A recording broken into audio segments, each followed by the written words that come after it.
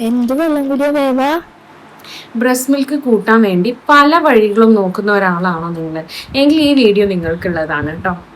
ചോറ് നന്നായിട്ട് കഴിക്കണം, പാല് 2 ഗ്ലാസ് കുടിക്കണം, കാർബോഹൈഡ്രേറ്റ്സ് മാക്സിമം നമ്മൾ കഴിക്കണം, ഗോതമ്പ്, റാഗി, അതുപോലെ തന്നെ നെയ്യ്, പറ്റുന്നത്ര നെയ്യ് നമ്മൾ കഴിക്കണം.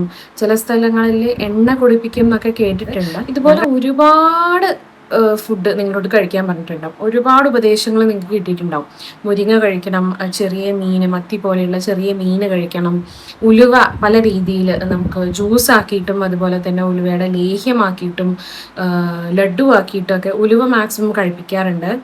പക്ഷെ വെള്ളം കുടിക്കാൻ അങ്ങനെ പറയാറില്ല.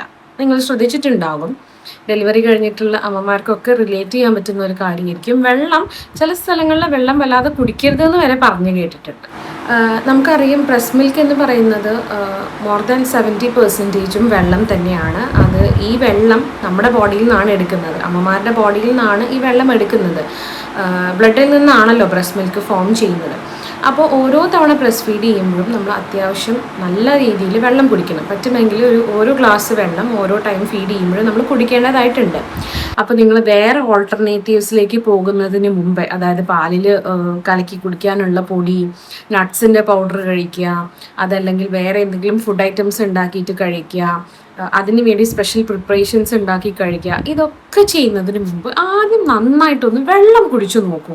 നമുക്ക് ഡ്രാസ്റ്റിക് ആയിട്ടുള്ള ഒരു ചേഞ്ച് ബ്രസ്റ്റ് മിൽക്കിൽ കാണാൻ പറ്റും. നല്ല രീതിയിൽ ക്വാണ്ടിറ്റി ഇൻക്രീസ് ചെയ്യുന്നതായിട്ട് കാണാൻ പറ്റും. നിങ്ങൾക്ക് ഇത് യൂസ്ഫുൾ ആണെന്ന് തോന്നുന്ന നിങ്ങളുടെ ഫ്രണ്ട്സിനും ഫാമിലിക്കും ഇത് ഷെയർ ചെയ്ത് കൊടുക്കുക.